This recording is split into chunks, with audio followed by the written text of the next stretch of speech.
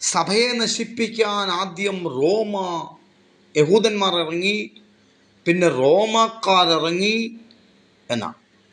ശരിയാണ്, സഭയെ നശിപ്പിക്കാൻ ആദ്യം യഹൂദന്മാർ ഇറങ്ങി, രണ്ടാമത് റോമക്കാരിറങ്ങി, മൂന്നാമത് റോമക്കാർ കത്തോലിക്കരായിട്ടിറങ്ങി.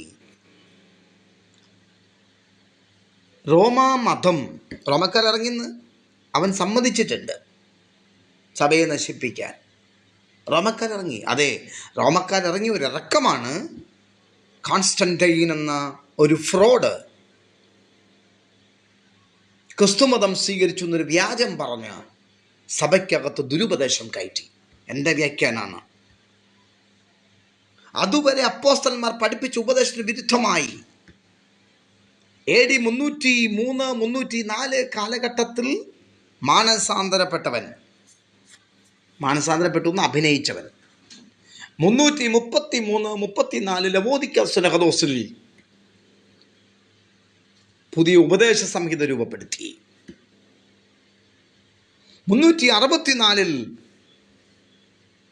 അടുത്ത സുനഹദോസിൽ വേറെ പുതിയത് കുറച്ച് കൊണ്ടുവന്നു. അങ്ങനെ ഓരോ സുനഹദോസുകളിൽ ദുരുപദേശങ്ങളുടെ കൂടുകൾ അഴിച്ചുവിട്ട് അപ്പോസ്തോലിക സഭയിൽ നിന്ന് ദുരുപദേശ പ്രസ്ഥാനമായി മാറ്റപ്പെട്ടു. പക്ഷെ അവിടെയും